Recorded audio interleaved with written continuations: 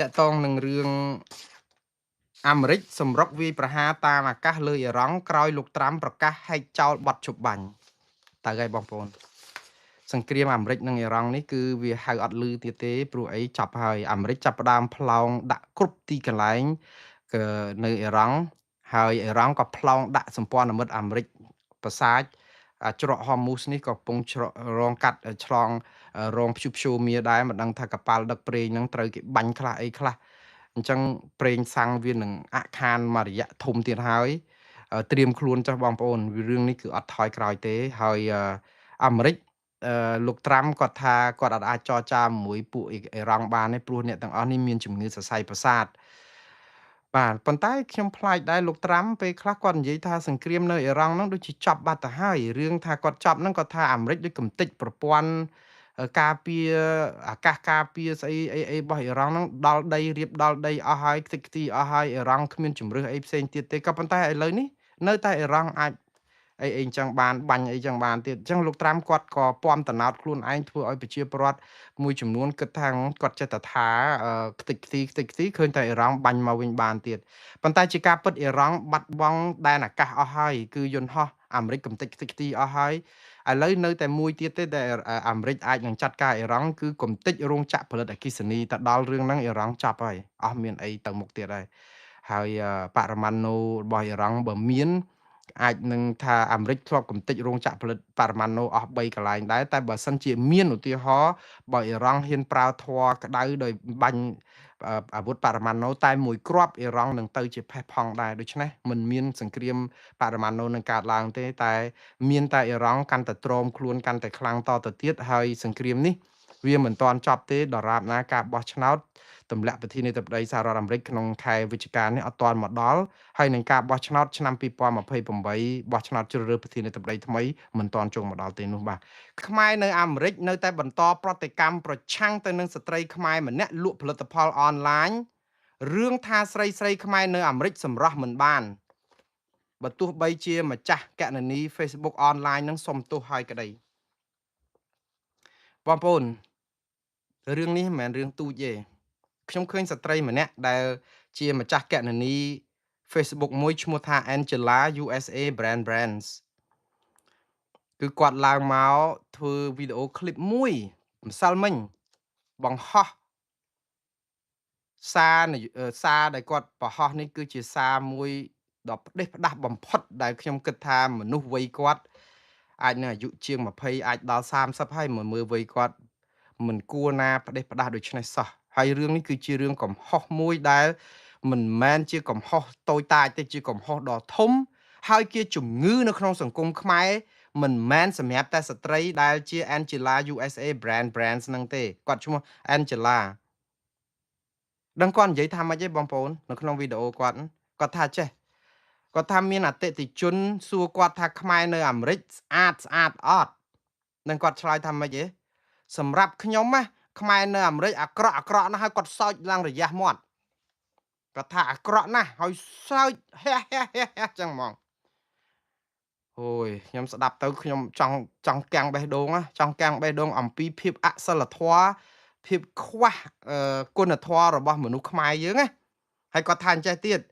និយាយការពិតអត់មាននិយាយប្រអាប់ទេគាត់និយាយការពិតទៀតគាត់ខ្លាចគេលោកគាត់និយាយហ្នឹងអត់ពិតពេលទៅផាកទៅសួនឧទ្យានម្ដងកន្លែងគេជួបជុំបងប្អូនខ្មែរហ្នឹងគាត់ថាខ្មែរចំណាស់ជាងគាត់ហ្នឹងភាកច្រើនអាក្រក់ណាស់ដូចជនជាតិស្បែកខ្មៅអញ្ចឹងរឿងចូលដល់ធំមួយទៀតទី1អាក្រក់កន្ទិលកតុលអាក្រក់មែនតើហើយអ្នកទាំងអស់នោះគាត់និយាយសំដៅលើខ្មែរថាមកយូរហើយគឺគាត់សំដៅអ្នកមកមុនហ្នឹងឯងមកជំនាន់ខ្មែរក្រហម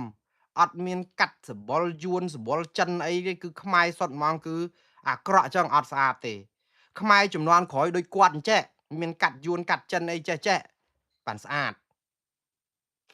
បងប្អូនហើយដូចលេខផ្ទុះចឹងហើយមិនដឹងជាប្រហែលជាប្រតិកម្មប្រជាពលរដ្ឋខ្មែរនៅអាមេរិកនេះគឺថាអូយដូចលេខផ្ទុះបានជាគាត់បង្ខំចិត្តចេញសុំទោសទៅគាត់ថាគាត់ប្រើពាក្យចេះ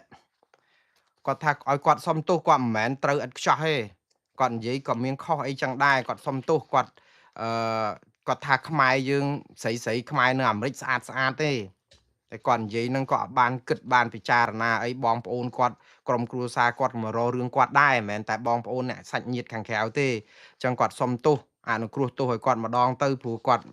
ខុសឆ្គងម្ដងម្លែងអីមានអ្នកខុសគាត់ថាមិនមែនអាណាត្រូវទាំងអស់ទេអីអញ្ចឹងតែគាត់និយាយនឹងសារនឹងក្នុងនិយាយប្រាប់ថាឲ្យលុបវីដេអូគាត់ចោលឲ្យជប់ផ្សាយអីទៅខ្ញុំឲ្យរឿងមួយដែលខ្ញុំគិតថាស្ត្រីខ្មែររូបនេះមានភាពក្លាហានគ្រប់គ្រាន់ខ្ញុំលើកសរសើរគាត់ដែរដែលហ៊ានចេញមកសុំទោសហើយកំហុសឆ្គងជាការពិតហើយគាត់និយាយត្រូវគ្មាននរណាត្រូវគ្រប់10ទេតែបើខុសទទួលកំហុសហើយឈប់ឲ្យប្រព្រឹត្តមានកំហុសនឹងឡើងវិញខ្ញុំជឿថានេះគឺជាការទទួលខុសត្រូវមានសិលធម៌ល្អដែរដែលគួរឲ្យលើកសរសើរខ្ញុំថារឿងនេះវាគួរតែចប់ដែរហើយព្រោះអីសម័យខ្លួនប្រកាសសុំឲ្យឈប់និយាយតទៅទៀតទៅគាត់សុំទោសហើយក៏ប៉ុន្តែរឿងវាមិនចប់ត្រឹមហ្នឹងដោយសាររឿងចេះបងប្អូនហើយខ្ញុំសូមអប់រំណែនាំដាស់តឿនក្រើនរំលឹកបងប្អូនទាំងអស់ដែលជាកង្កែបនៅក្នុងដងបាទព្រោះអីក្រសួងទេសចរកំពុងតែនាំកង្កែបចេញពីដងហើយឥឡូវចេញមកត្រូវពលឺថ្ងៃគឺយ៉ាប់ហ្មង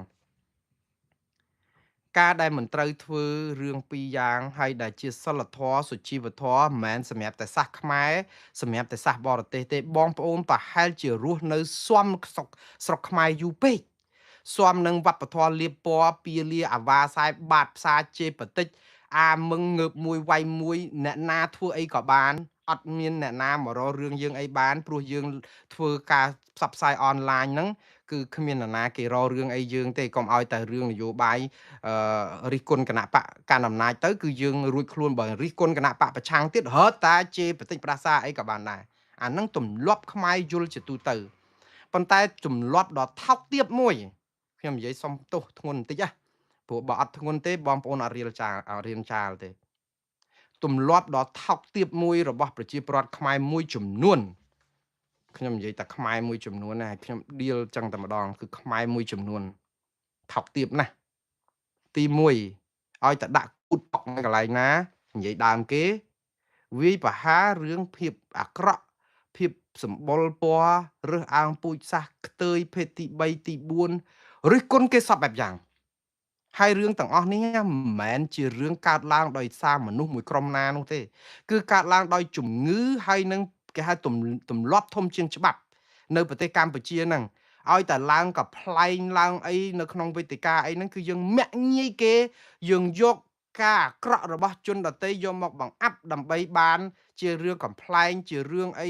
អាភិសឬក៏មើងងាយជនភេទទី3ទី4អីអញ្ចឹងទៅឬក៏ពណ៌សម្បុរអីបង្អាប់ខ្មៅកញេះឬក៏សក់កញ្ញាញ់អីហ្នឹងគឺថាយើងទៅជារឿងធម្មតានេះនៅក្នុងសង្គមខ្មែរក៏យើងមានសិលធម៌សុជីវធម៌ដែរប៉ុន្តែយើងចាត់ទុកជារឿងអត់អីដល់តែពេលយើងអត់អីចូលមកដល់សង្គមអាមេរិកកាំងគឺយើងចូលស្ទឹងអត់តាមបត់ទេគឺយើងខ្លាយទៅជាជាតិសាសន៍អន់ថយមែនតើជាជាតិសាសន៍អន់ថយថោកទាបខ្ញុំនិយាយនេះគឺចង់លើកដំកើងតម្លៃខ្មែរដោយខ្មែរគ្រប់រូបហ្នឹងឲ្យភ្ញាក់រលឹកឡើងបងប្អូនសុជីវធម៌សិលធម៌យើងអន់យ៉ាងម៉េចនៅក្នុងសង្គមខ្មែរដែលប្រឡាក់ប្រឡោះកុំឲ្យដេកផ្សំដួលលមួលផ្សំក្រិចកុំកតេលធំបន្លំចូលដេកយើងជាខ្មែរម្នាក់មានភារកិច្ចគ្រប់គ្នានៅក្នុងការលើកស្ទួយវប្បធម៌ប្រពៃណីទំនៀមទម្លាប់ភាពថ្លៃថ្នូរសុជីវធម៌គ្រប់យ៉ាងដើម្បីតម្លៃជាតិសាសន៍របស់យើងមិនចំពោះថាយើងទៅទីណាគ្រប់គ្នាមានការទទួលខុសត្រូវគ្រប់គ្នាហើយត្រូវចោលឲ្យអស់រឿង4យ៉ាងដែលខ្ញុំឲ្យចោលមកដល់ស្រុកណាក៏ដោយហើយត្រូវបង្រៀនទម្លាប់ខ្លួនឯងឲ្យចេះប្រើទម្លាប់ហ្នឹងដើម្បីកុំឲ្យភ្លាត់ដោយស្ត្រីអែនជេឡានេះទម្លាប់ទី1ទទួលទានអាហារនៅក្នុងទីសាធារណៈកុំទំពាបើកមាត់សំវវប្បធម៌នៅស្រុកនេះបើយើងញ៉ាំជាមួយគ្រួសារខ្មែរអត់អីទេតែចូលទៅដល់ក្នុងចំណោមសង្គមដែលមានគេឯងគឺជាសុជីវធម៌ជាសិលធម៌នៅក្នុងទំនៀមទម្លាប់ដែលយើងចូលសង្គមគេគឺយើងទំពាអាហារដោយមិនបើកមាត់ទេហើយបើមានអាហារក្នុងមាត់ហាមនិយាយលេបឲ្យអស់ទៅពីឲ្យអស់ទើបនិយាយអត់មានបាយមកហាមកធ្លាក់បាយខ្ជាក់មកកំពុងប្រឹងនិយាយវាអត់ដាច់ខ្យល់ស្លាប់នៅក្នុងពេលហ្នឹងទេ សុំគេបន្តិចសិនក៏បានហើយអ្នកណាចង់សួរសំណួរអីកំពុងហូបបាយឲ្យផ្អាកសិនហូបបាយឲ្យត្រង់មាត់សិនព្រោះនេះជាអំពើអត់មានសុជីវធម៌សិលធម៌ទាល់តែសោះគឺបាយពេញមាត់និយាយមកខ្ជាក់មកធ្លាក់ពេញដីហើយតាពៀនោះគាត់ថាអង្គើអស់មកកន្លែងហាងហ្នឹងហាមាត់ក៏គិតខ្ញុំសុំទោសខ្ញុំមិនគ្រាន់បើជាងគេទេខ្ញុំមកដំបងហ្នឹងត្រូវមាត់គេដែរដោយសារអីទម្លាប់យើងនៅខ្មែរតាពៀឯងឡើងកង្គើផ្ទះគឺយើងតាពៀបិទមាត់ទៅហើយញុំបន្តិចទៅហើយព្រោះអីយើងមិននៅស្រុកខ្មែរទី1ហើយបើនៅស្រុកខ្មែរសប្ងៃ